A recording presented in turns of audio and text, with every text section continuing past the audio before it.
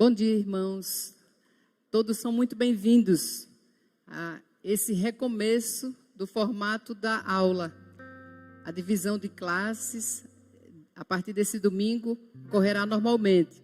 Nós estaremos aqui no templo com a turma de adultos, mas as turmas de jovens e adolescentes estão nas suas classes, com seus professores.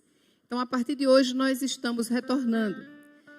Nesse novo formato, vocês percebem que sempre algumas mudanças estão acontecendo, né? Tem sido necessário se fazer assim, né? Enquanto nós estamos ajustando o cronograma, ajustando o tempo, ajustando o tipo de lição, tudo isso é por conta de todas essas mudanças que têm acontecido, certo? Então, a partir de hoje, nós voltamos ao formato das divisões de classes, tá? E aí eu quero dizer aos irmãos que essa é a revista desse semestre, a Bíblia que Jesus usava. Inclusive, as revistas estão ali, atrás, junto com os diáconos e o coordenador da lição. Chico falou que cada um das classes de jovens e adultos, quem não pegou a lição ainda, é só passar e pegar a sua revista, certo? Então, a Bíblia que Jesus usava. Nós vamos iniciar essa lição. E antes de iniciarmos essa lição que tem como texto básico o Salmo 19, cujos versículos ficam na nossa mente: a lei do Senhor é perfeita e restaura a alma, o testemunho do Senhor é fiel, os princípios do Senhor são puros. Esse é um cântico talvez muitos irmãos não conheçam, mas nós vamos cantar para relembrar. A lei do Senhor é perfeita.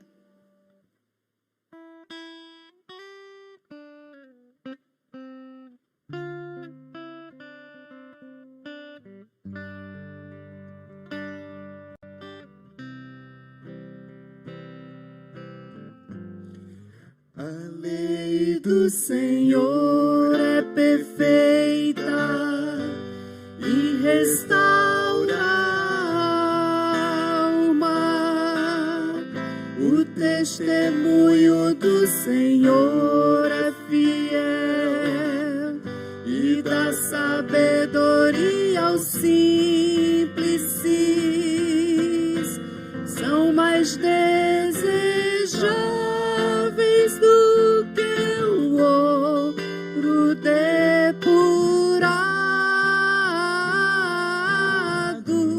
são mais doces do que o mel e o destilar dos favos, são mais desejáveis do que o ouro depurado,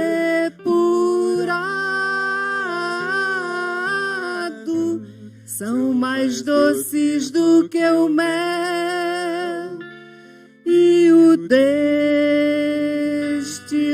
dos favos. Que as palavras dos meus lábios e o meditar do meu coração sejam agradáveis à tua presença, ó Senhor. Amém. Que as palavras dos meus lábios e o meditar do meu coração sejam agradáveis à tua presença, ó Senhor. Só tem uma forma, só tem uma maneira de isso acontecer na minha vida e na sua.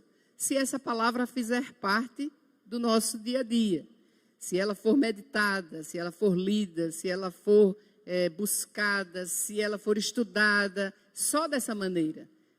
Só essa é a maneira de fazer com que essas palavras sejam agradáveis à presença do Senhor. Porque só assim haverá uma luta constante dentro de cada um de nós, que é entre aquilo que predomina no nosso eu e o que a palavra ensina. Só assim, ou seja, não vai ser uma mágica.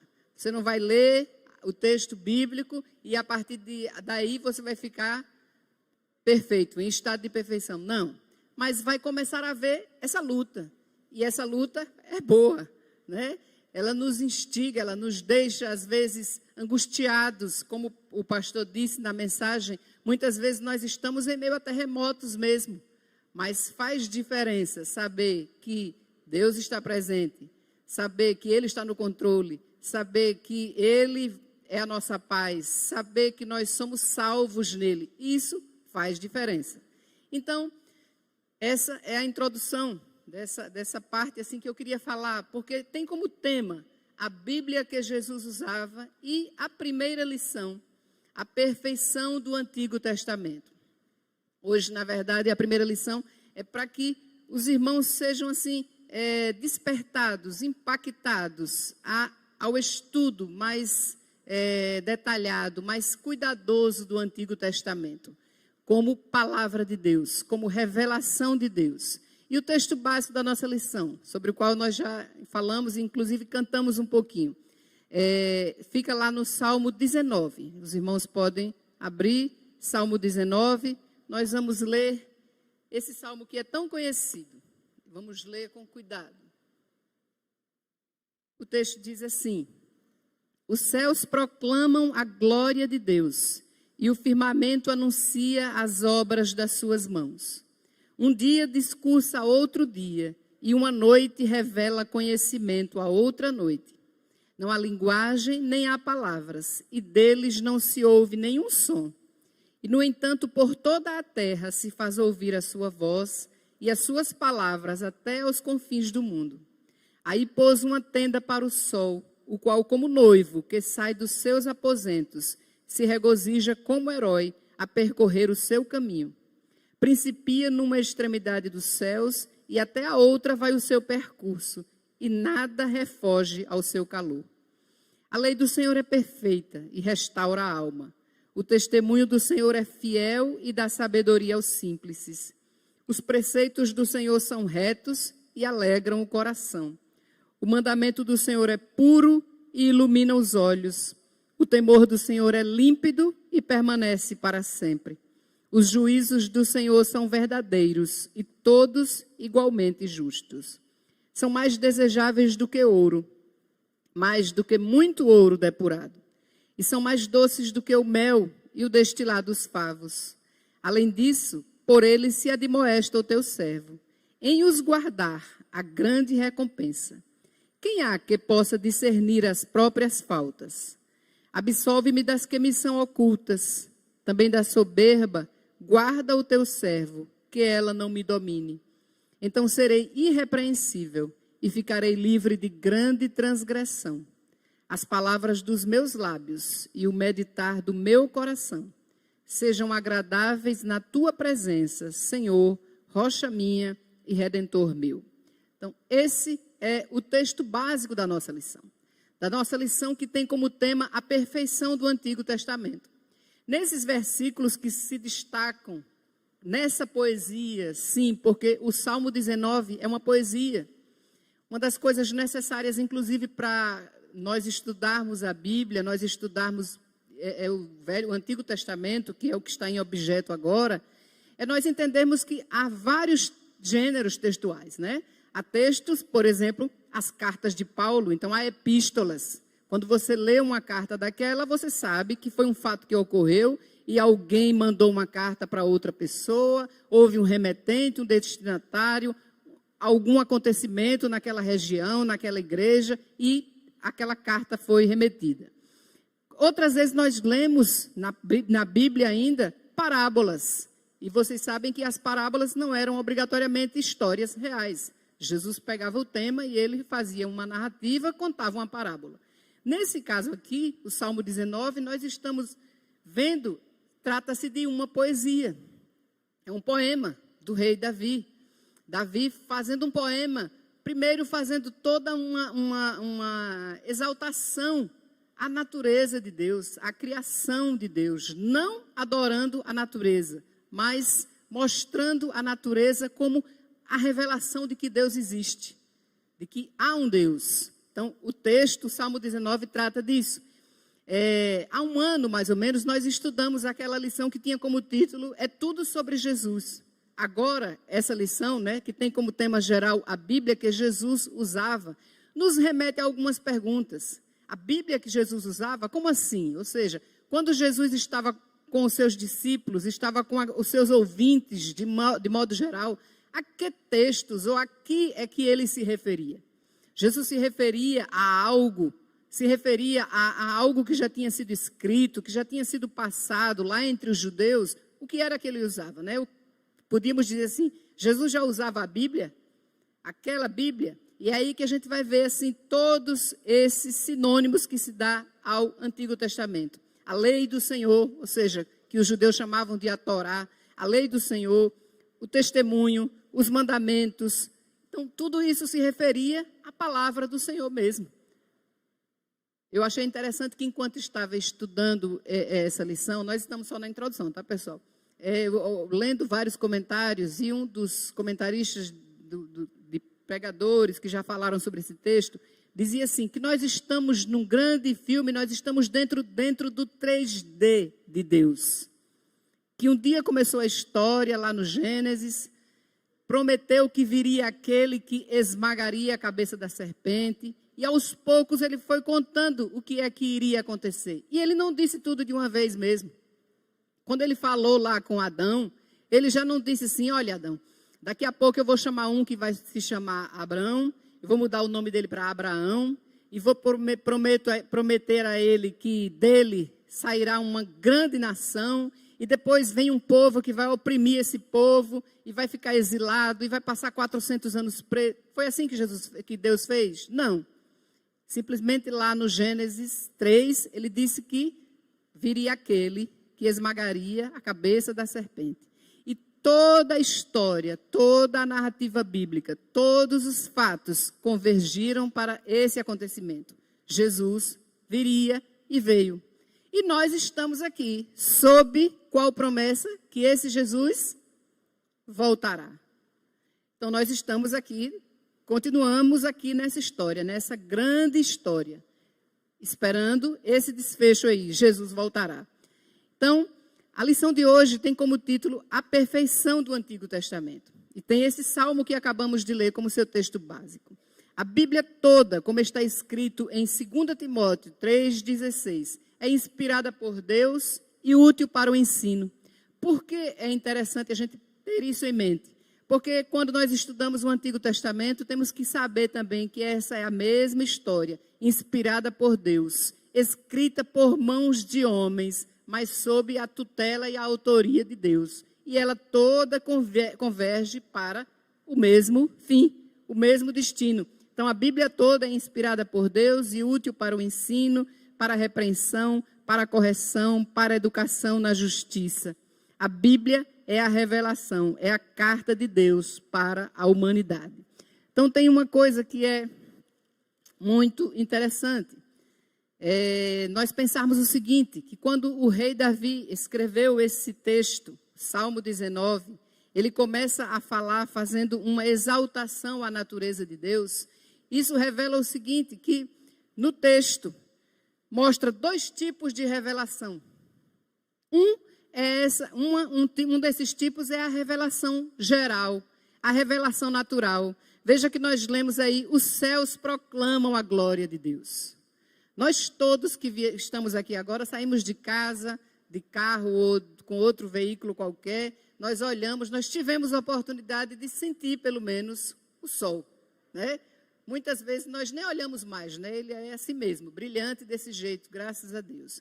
Então, muitas vezes nós nem olhamos, mas nós temos essa consciência de que é Deus quem faz, foi Ele quem fez, é Ele quem está no controle disso tudo. Mas para quantas pessoas isso não é assim? Né? Olha para o sol, para o céu, para a chuva, para a lua, para as estrelas, e isso não faz uma referência, uma relação imediata ao Criador. Para muitas pessoas. Né? Então, essa é a revelação de Deus, a revelação natural. Os céus proclamam. Um dia discursa, outro dia. Ou seja, anuncia, um dia já vai projetando o outro dia. Eu falei que esse texto aqui é uma poesia e que a Bíblia toda é formada por vários gêneros textuais. Gêneros são tipos de texto, certo? Uma coisa, por exemplo, é a gente ler um jornal, outra coisa é a gente ler um livro, um livro que pode ser científico, um livro que pode ser um romance. Então, são gêneros textuais. Essa aqui é uma poesia. E aqui, logo nesse início, tem uma figura de linguagem que é muito usada, né, nessa poesia aí, que é a prosopopeia, a personificação. É você atribuir a um ser inanimado um valor, um papel do ser humano. Por exemplo, os céus proclamam. Os céus falam? Não é a fala. Esse proclamar não é falar. Esse proclamar é os céus proclamam, os céus anunciam, os céus já dizem tudo. Isso é uma metáfora. Os céus dizem tudo, certo? Então, os céus proclamam a glória de Deus. Isso é uma revelação natural que Deus fez. Então, Deus falou no passado através de várias coisas. Aos profetas, Deus deu sonhos, visões, formas variadas, né? A própria natureza. Deus fez milagres, abriu o mar vermelho, fez com que uma nuvem guiasse aquele povo durante a noite, durante o dia no sol quente, né? E que acendesse à noite, né? Para que eles andassem no deserto. Então, Deus fez milagres e falou de várias maneiras, né? Muitas vezes, lembra o texto, inclusive, de Hebreus, né? Tendo Deus outrora falado muitas vezes e de muitas maneiras. Então, Deus falou. Deus usou várias formas para falar. E o Salmo 19 fala sobre duas dessas formas. A primeira parte do Salmo é essa aí, que é a revelação das coisas criadas. Deus criou o céu, as estrelas, a lua. Deus fez com que houvesse diferença entre dia e noite. Tudo isso é a revelação de Deus. A revelação natural. Mas aí sabe o que aconteceu, pessoal? Como se Deus dissesse assim, a gente hoje em dia usa assim, quer que desenhe? Né? Quando a gente fala e a pessoa não entende, a gente diz assim, quer que desenhe? Eu vou desenhar. Então Deus fez assim, eu desenhei. Vocês querem que eu fale agora explicando? Então ele explicou. Ele fez o desenho. E foi como se dissesse, o desenho foi pouco. Essas pessoas não estão crendo. Elas não creram. Elas não estão entendendo que tudo isso que existe aí tem um Criador. Tem a minha mão por trás disso. Fui eu quem fiz. E elas devem render louvor a mim. Elas devem me adorar. Elas não entenderam. Então, o que é que Deus fez? A revelação especial. Ele fez uma revelação especial, que foi a revelação em forma de palavras. A sua palavra. A palavra de Deus. É a revelação escrita agora. A revelação especial. Depois de tudo que ele fez, não ficou claro? Aí ele fez a revelação especial. Que é isso que começa aí no versículo 7.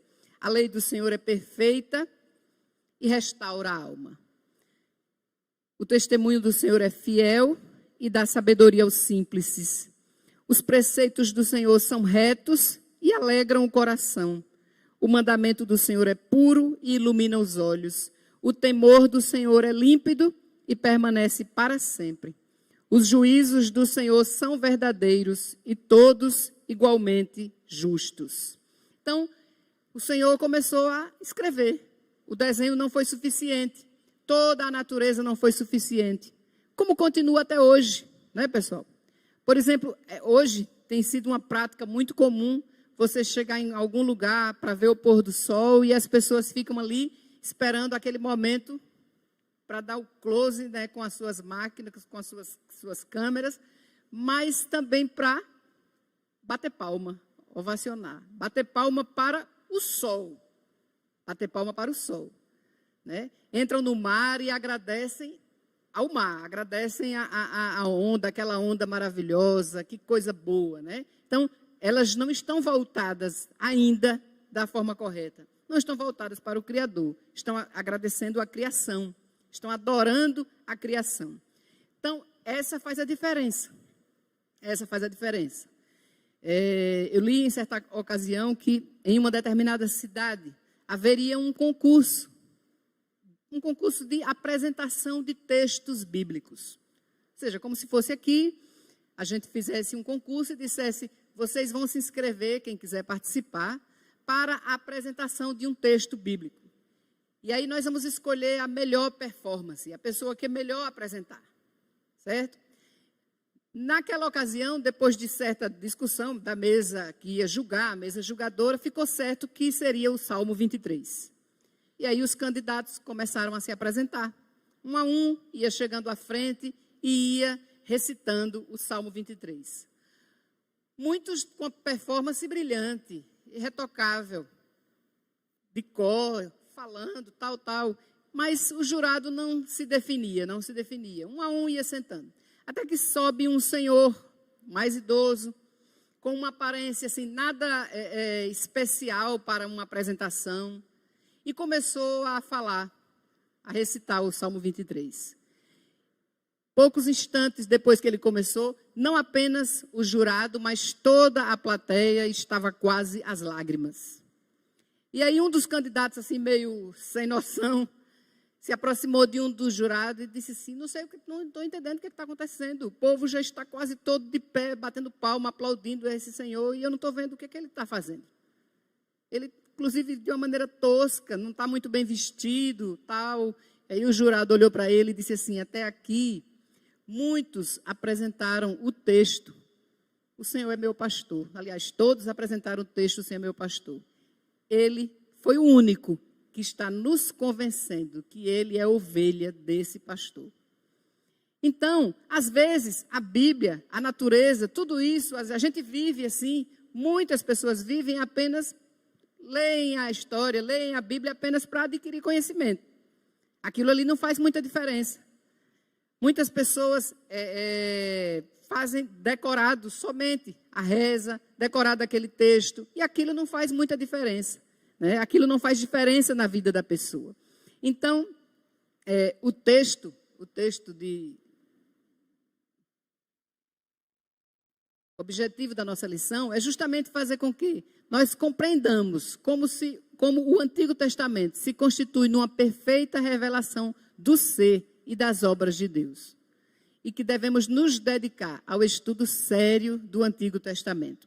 Então, ler a Bíblia por ler, abrir o texto lá, deixar na mesa da frente da casa, no Salmo 91, no Salmo 121, lá na loja, na casa, na empresa, onde quer que seja, a gente vê que isso não faz diferença. Muitas pessoas fazem e dizem isso, mas aquilo não faz diferença.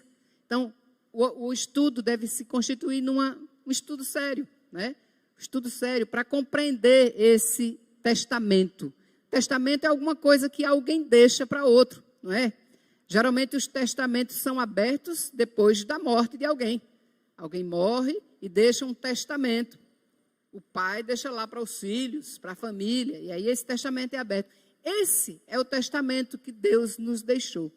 Depois de ter desenhado, de ter feito toda a criação, de ter feito tudo, né, de ter providenciado todos os meios para que nós pudéssemos, para que o ser humano pudesse render glórias a Ele, apenas a Ele, não foi suficiente, e aí Ele faz um testamento, Ele escreve, Ele providencia para que esse livro seja escrito, né, e traga isso tudo que o texto aí nos fala.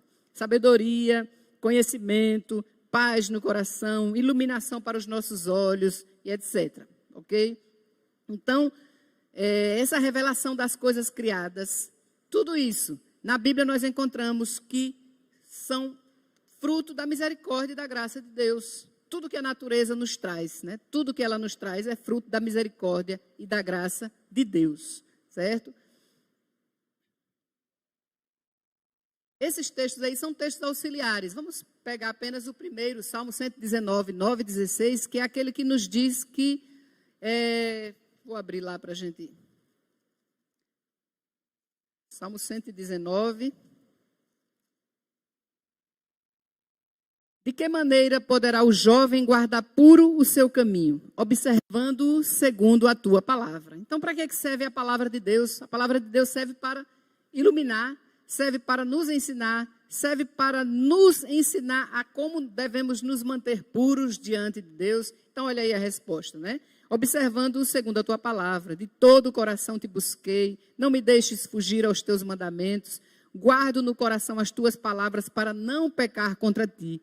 Somente podemos, dessa forma, tendo algo dentro de nós mesmos para que possamos para podermos, aliás, repelir, rejeitar as nossas dúvidas, as tentações, as coisas que vêm de fora, etc. Como é que Jesus reagiu às tentações do inimigo? Todinho, de forma completa pela palavra, não foi isso? A cada assertiva do diabo, ele rebatia com um texto bíblico. Se você se jogar daqui, por que você não se joga daqui? E os anjos vêm e lhe ajudam. Ele disse, não, de maneira nenhuma. A Bíblia também diz que não podemos tentar ao nosso Deus. Porque você não come, não transforma essas pedras em pão, porque nem só de pão. Então, ele foi rebatendo uma a uma através da palavra. Isso significa que, se Jesus fez isso, imagine nós. Se nós não tivermos alguma coisa aqui dentro, mais firme, mais forte, mais segura, a gente não aguenta, pessoal. A gente não aguenta. E aí não consegue manter puro esse caminho, não consegue ficar nos trilhos, não consegue. Não sei se com vocês acontece isso, se vocês pensam assim, mas às vezes quando eu vejo alguém que, pelo menos na minha maneira de pensar, estava há tantos anos ali no Evangelho, há tantos anos, e aí eu fico sabendo que essa pessoa deixou, largou para trás, e às vezes não apenas deixou, largou para trás, como agora está totalmente envolvido com uma doutrina herética. Aí eu fico pensando, meu Deus, porque às vezes deixar, se cansar no meio do caminho e ficar fatigado, e ficar meio desanimado, abatido, a gente pode achar até que é normal. Agora, deixar, renegar e ainda ir atrás de uma heresia, aí você fica assim pensando, foi o que aconteceu?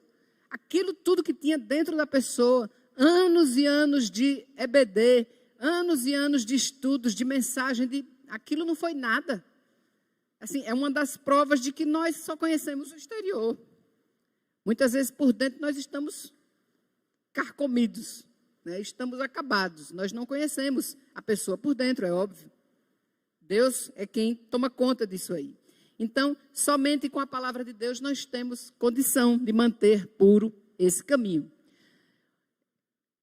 O Antigo Testamento é perfeito e fiel. O texto, lá no Salmo 19, nos fala sobre isso. O Antigo Testamento é perfeito e fiel, né? Ele diz aí, a lei do Senhor é perfeita e restaura a alma. O testemunho do Senhor é fiel e dá sabedoria aos simples. Então, tem uma completude.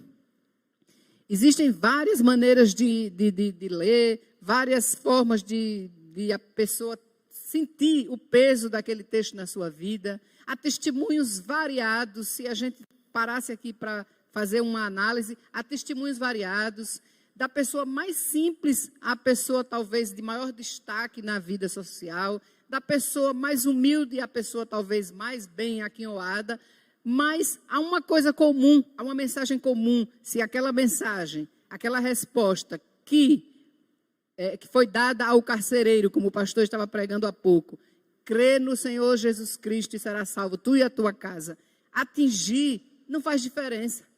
Tanto faz o mais humilde como o mais de uma vida mais destacada. Tanto faz o analfabeto como o doutor. Essa mensagem, se ela fizer diferença naquela vida, ela vai fazer o mesmo impacto. As diferenças vão acontecer agora de acordo com o ambiente onde um vive, onde outro vive, a maneira como vai falar. Talvez um fale, claro, de maneira mais polida, o outro fala de maneira mais simples, mas o resultado vai ser o mesmo. Certo? O resultado vai ser o mesmo. Às vezes nós pensamos que é a palavra, né? Aquele ali fala mais bonito, é assim. Não, não é. Tá? Me lembrando de outra ilustração de uma cidadezinha em que o pastor fez um grande movimento de evangelização e convidou muitas pessoas e a igreja encheu e ele estava pregando e tinha preparado todo um pessoal para acolher os novos convertidos. E em meio àquele pessoal que ele tinha preparado, tinha um irmãozinho que tinha se convertido há pouco tempo, mas ele estava assim, vibrando. E ele era muito humilde e falava de forma assim, atropelava o português. E o pastor estava preocupadíssimo, porque ele disse, meu Deus, se ele for falar, evangelizar uma pessoa mais assim, vai botar para correr. E aí, quando o pastor estava pregando, viu que ele se sentou ao lado do prefeito, era o médico da cidade, uma pessoa famosa. E o pastor quase não acaba de pregar, de nervoso que ficou. E quando chegou lá na porta, o cidadão estava em prantos, chorando, abraçado com o irmãozinho. E ele disse assim, eu não entendi, eu não prestei atenção a nada do que o senhor falou, mas a palavra desse irmão, amanhã eu vou trazer outras pessoas para escutarem o que ele me disse. Então, você vê que a diferença, certo? Aliás, o cerne, aquilo que tinha que acontecer, que é mudar a vida da pessoa, o evangelho faz o mesmo, em um e em outro. As diferenças vão acontecer de acordo com o tipo de vida de cada um, etc. Então, o Antigo Testamento é perfeito e fiel. O texto básico trata de duas revelações.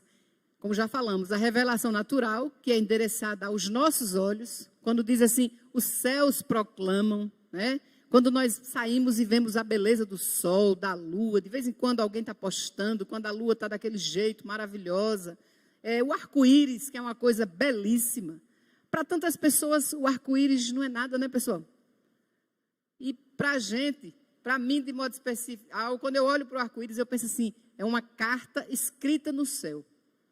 É uma carta. Deus, ali para mim, é uma carta que foi escrita no céu. Eu tenho uma aliança com vocês. Para muitas pessoas não é nada. Só é realmente uma coisa muito bonita. A vista é belíssima, mas é só isso, né? Eu penso assim, Deus está me dizendo, eu tenho uma aliança com você. Então, essa é a revelação, os céus proclamam. E tem a revelação especial, que tem a ver com a palavra de Deus. Essa revelação especial tem a ver com a palavra inspirada.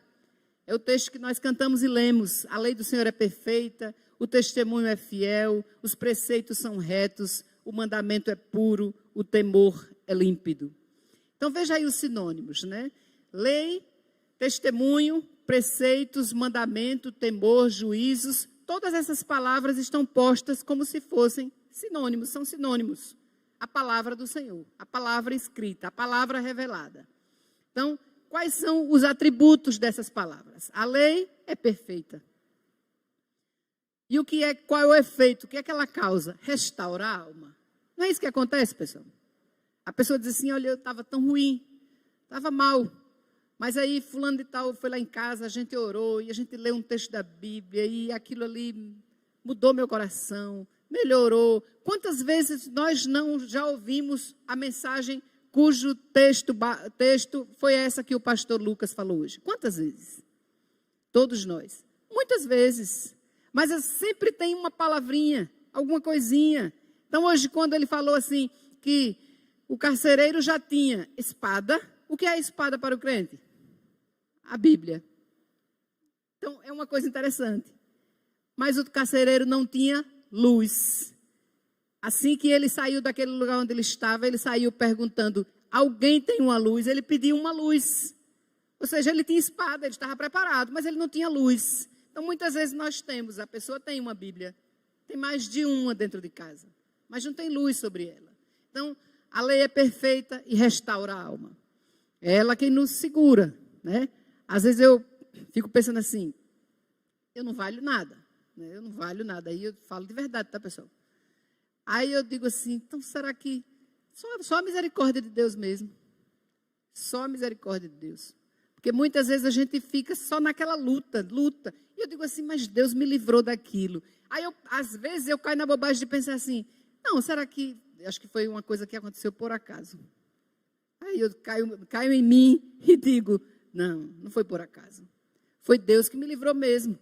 Se Ele deixasse pelas minhas escolhas, se Ele deixasse pelos desejos do meu coração, se Ele deixasse que eu decidisse muita coisa, provavelmente não. Com certeza eu não estaria nesses caminhos. Com certeza. Então, muitas vezes nós não entendemos e vamos sendo levados. E a gente está até meio sem entender, meio aborrecido, não é verdade? Meio chateado. Como a gente faz, Deus faz com a gente, como a gente faz tantas vezes com os filhos. Às vezes alguém diz assim, mas você está levando o menino a pulso. De que adianta? Não está adiantando nada isso. Mas adianta. Muitas vezes Deus nos leva à força também. Aliás, na maioria das vezes. Eu iria por outro lugar, mas Deus diz, eu vou botar você por aqui, viu, Simone? Você vai por aqui. Aí quando eu caio em mim, eu penso assim, mas eu não sou boa. Não, você não é boa mesmo, não. Mas eu estou lhe levando por aqui. Então, é isso que acontece, né? E a diferença é que essa lei, que é perfeita e que restaura a alma, ela vai mexendo dentro da gente, vai mudando alguma coisa, vai colocando alguma coisa em xeque. Você não pode fazer isso, você não deve fazer aquilo, vá por aqui, não vá por ali. Não é assim, pessoal. Porque se não tem nenhum parâmetro dentro da pessoa, se não tem nada de certo nem de errado, por isso que as pessoas vivem de maneira absoluta, porque não existe parâmetro para elas. Não existe parâmetro. O que é que a gente tem medo, às vezes, de um assalto, de uma coisa assim? Geralmente as pessoas dizem o quê? Faz medo porque esse pessoal não tem nada a perder. Não é assim que a gente diz? Esse pessoal não tem nada a perder, então a gente tem que ter muito cuidado. E é isso mesmo. Às vezes a pessoa não tem um parâmetro de família, não deve obediência a um pai, a uma mãe, não tem medo disso, não tem medo daquilo. Por que ele vai ter medo de... No entanto, nós que temos um parâmetro, nós que já vimos essa revelação, que lemos, que estudamos, que ouvimos as mensagens, isso faz diferença. Mexe lá dentro e vai restaurando. O testemunho do Senhor é fiel e dá sabedoria. É essa palavra que dá sabedoria. Não é verdade? Tem uma frasezinha, não sei se vou me lembrar exatamente, mas diz assim: a leitura da Bíblia, a simples leitura da Bíblia nos traz sabedoria. Lê com fé, crendo, acreditando, ela nos serve de salvação e de santificação. Algumas pessoas ficam só naquela leitura mesmo, que ela dá sabedoria. Certo? Um bom advogado, um bom preletor, um bom orador, se for bom, de fato, assim, e gostar de ter uma certa robustez na sua oratória, ele lê a Bíblia. Ele inicia uma audiência citando um texto bíblico. Ele chega lá e no meio do fórum e ele cita a experiência de Salomão com aquelas duas mulheres, cada uma querendo o menino, dizendo que era seu. Ele vai lá e começa com aquilo ali para falar sobre justiça. Isso não quer dizer, porém, que a Bíblia domine o coração e a vida dele, certo? Ele vai citar apenas, mas não quer dizer. Então, os preceitos do Senhor são retos e alegram o coração, né? Às vezes nós buscamos, né? A gente quer assim, Senhor, eu quero sentir essa alegria. Eu acho tão lindo quando eu vejo alguém pregando, orando, falando. Eu acho que aquele irmão é perfeito. Eu queria ser daquele jeito, ter essa alegria assim, mas eu não tenho. Eu fico tentando, lutando. É assim, desse jeito, essa luta a vida toda. Como é que você sabe como é que está aquele irmão? Você não sabe. Eu não sei, você não sabe, a gente não sabe como é que está. Então, essa luta é uma luta de todos mesmo. Nós estamos lutando, certo? O mandamento do Senhor é puro e ilumina os olhos. O temor do Senhor é límpido e permanece para sempre.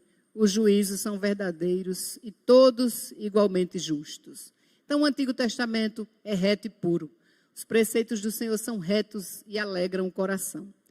Toda a história como é contada, como é narrada, com todas aquelas coisas que a gente tem assim, não sei vocês, mas às vezes a gente está lendo algumas partes, alguns textos de tanta violência, tanta guerra, e o anjo que chegou, o povo da cidade de Sodoma e Gomorra queria pegar os anjos, e depois a outra parte, onde pega uma jovem, a filha lá do cidadão. Então a gente chega e fica, meu Deus, mas aquilo tudo foi narrado, foi contado, Deus permitindo para mostrar a decadência, a depravação do homem, o homem que ele fez, para mostrar o que aconteceu, como acontece hoje, tanta coisa, tanta violência, para mostrar o que tem acontecido, essa grande história, né? Essa grande história, muitas coisas que aconteciam, e quando você vai ler o contexto, vai ler direitinho, não, Deus não queria que acontecesse isso não, por que é que eles mataram essa pessoa, por que é que eles ofertaram isso assim, por que é que eles ofertaram filhos a deuses. Deus não queria isso. Então, foi justamente o homem que foi fazendo as suas escolhas, as suas más escolhas. O Antigo Testamento é claro e verdadeiro. O temor do Senhor é límpido e permanece para sempre. Límpido tem a ver com clareza. Não está turvo, não tem turbidez, né? Então é límpido. Então tem a ver com clareza. Aí você pode dizer, Simone, aí você que se enganou. O que é claro?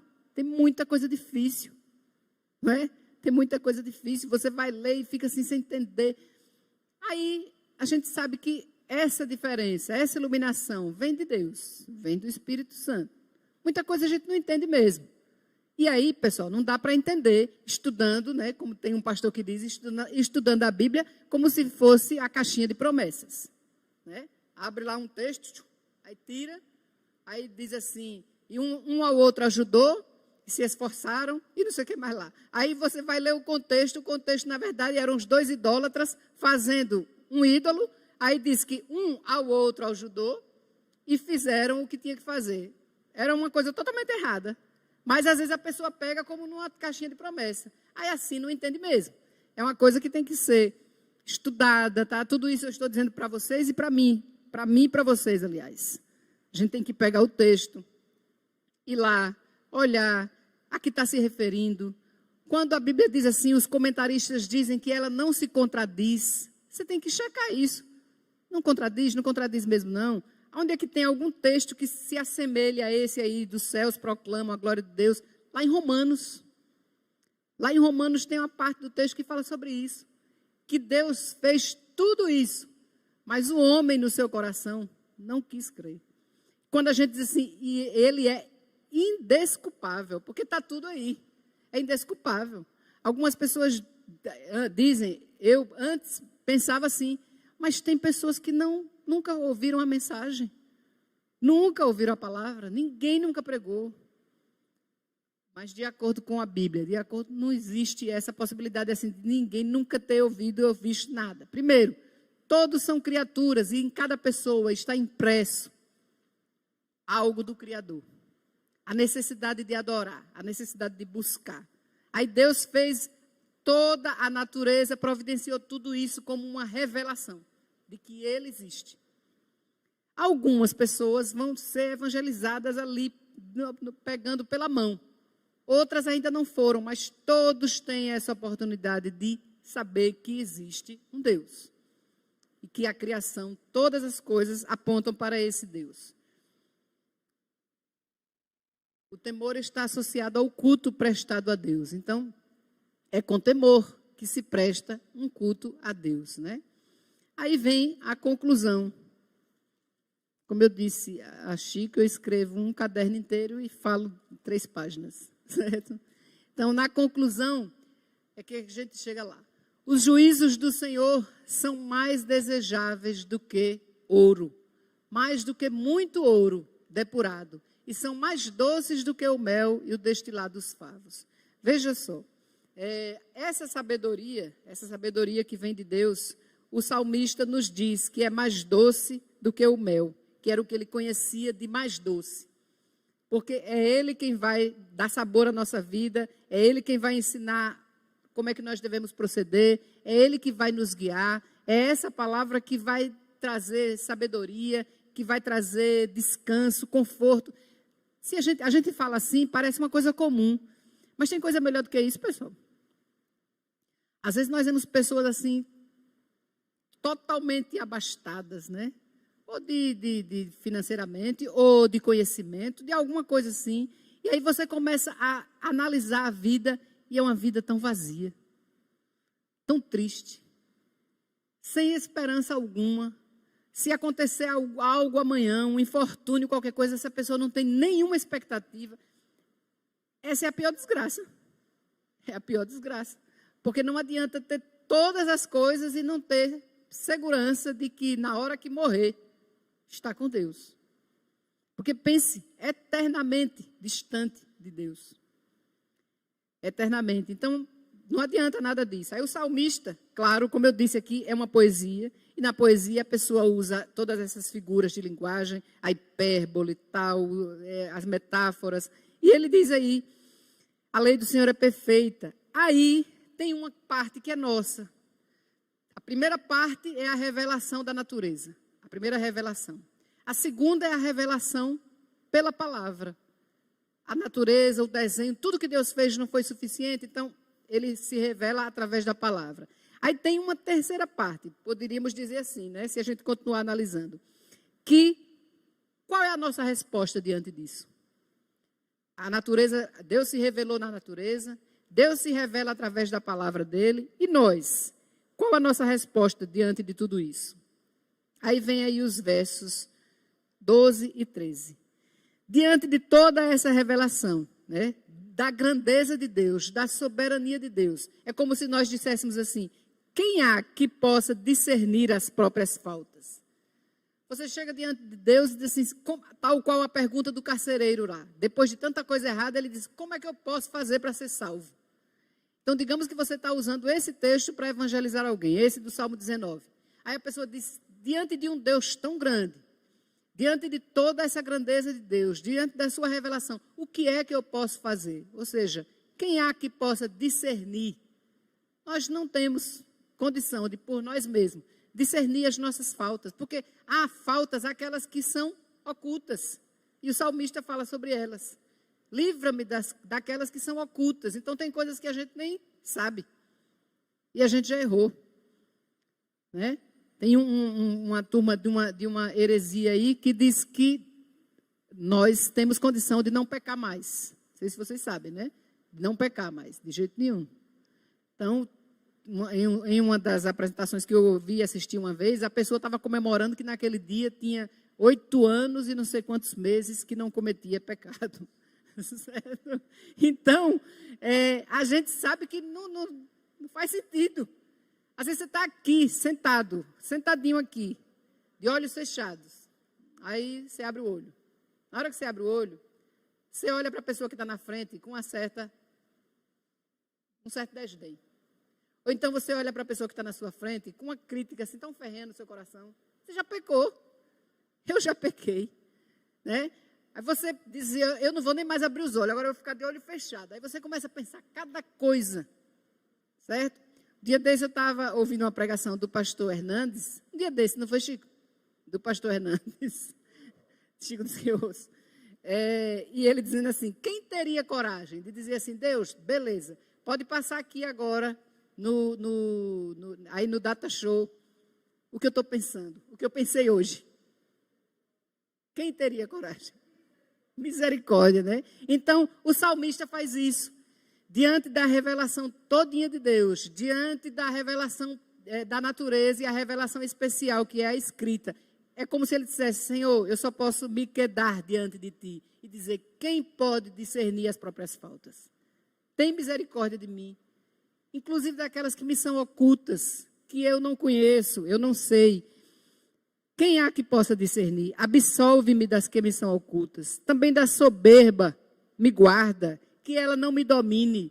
Então, diante da revelação de Deus, geral e a especial, que é a escrita, a palavra de Deus, nós só temos uma possibilidade, que é darmos-nos, pedirmos a Ele, implorar misericórdia, mostrar que nós somos pecadores, né, que não entendemos coisa alguma, e contar apenas com a graça dEle, com essa misericórdia e com essa graça. Então, é esse estudo do Antigo Testamento que vai nos levar a fazer um estudo mais detalhado, a aprender a ler a Bíblia de maneira mais cuidadosa, procurando essas referências, vendo que essa foi a Bíblia que Jesus usou. Várias vezes ele se reportou, ele mostrou na sua fala com os discípulos fatos que foram colocados lá no Antigo Testamento. Então, essa foi a mesma Bíblia, essa é a mesma Bíblia. Toda a Escritura é inspirada por Deus e útil para o ensino, para a repreensão, para a correção, para a educação na justiça, a fim de que o homem de Deus seja perfeito e perfeitamente habilitado para toda boa obra. Toda a Escritura. Esse é o estudo do Antigo Testamento, né? É desse jeito aí. Sabendo que é a palavra que muda o nosso coração. Como você enxerga o Velho Testamento? Apenas como uma coleção arcaica de histórias das quais podemos extrair uns poucos princípios morais para a nossa vida? Então, às vezes a pessoa lê, né, e diz assim, eu não gosto do Antigo Testamento não, porque no Novo Testamento é Jesus, né, o amor e tal, e no Velho Testamento não é. Eu não vou dizer a você que ele não seja mais denso, realmente. É mais denso. É mais, né? Você escutar as parábolas de Jesus, escutar tudo aquilo que Jesus fez aqui, como conversava, a formação da igreja, o início, os primeiros séculos da igreja, é diferente. Parece que está aqui mais ligado com a gente. Mas há muitos ensinamentos lá no Antigo Testamento. É todo o compêndio, toda a escritura. Então, há coisas que a gente lê que é para a gente saber que não era para fazer daquele jeito mesmo. A gente lê para saber que os homens erraram, que não era para ser feito aquilo. Que a mão de Deus pesou por causa daquilo. Que Deus foi misericordioso. Então, há histórias desse tipo. Quantas vezes a gente não lê o livro do profeta, acho que é Oséias, né? Oséias, que casou com uma pessoa, uma mulher que o traía. Ele casou, aliás, especificamente com uma prostituta. Aí você fica pensando assim, meu Deus do céu, por que deixa acontecer uma coisa dessa? Mas aí a gente pensa assim, que aquela mulher representava, na verdade, o povo de Deus. Ou seja, ela sou eu, somos nós. Quantas vezes, né, nós somos aquela pessoa? Tá? Então, na verdade, tudo que ocorre, tudo que acontece lá, é a história mesmo. E a gente tem que estudar dessa maneira, sabendo que é uma história. Certo? Por fim, falando sobre a Bíblia, né? Já estamos encerrando, tá, pessoal? Já acabamos, inclusive, a lição. Eu coloquei um texto aqui que falava que a Bíblia é um dos livros, é o livro, aliás, mais comentado, é o livro mais lido, é o livro que tem o maior alcance, mas também é o mais maltratado em toda a história. A Bíblia é o livro mais lido, comprovado, citado, estudado, amado, preservado, traduzido e publicado de todos os tempos. Nela encontramos os atributos de Deus, a pecaminosidade do homem, o caminho da salvação, o destino dos pecadores e a felicidade dos crentes. A doutrina que nela encontramos é santa e pura. Seus estatutos são obrigatórios, suas histórias são verdadeiras, suas decisões são imutáveis, sua precisão é perfeita. Leiamos a Bíblia para sermos sábios, creamos para sermos salvos e pratiquemo-la para sermos santos. Essa é a palavra de Deus, é o Antigo Testamento, é o testemunho que nós devemos estudar. A próxima lição tem como título o Antigo Testamento. Por que estudá-lo? É a próxima lição. Quem não pegou ainda a revista, as revistas estão ali. Então vamos encerrar. Eu vou pedir a Chico que faça uma oração encerrando essa aula.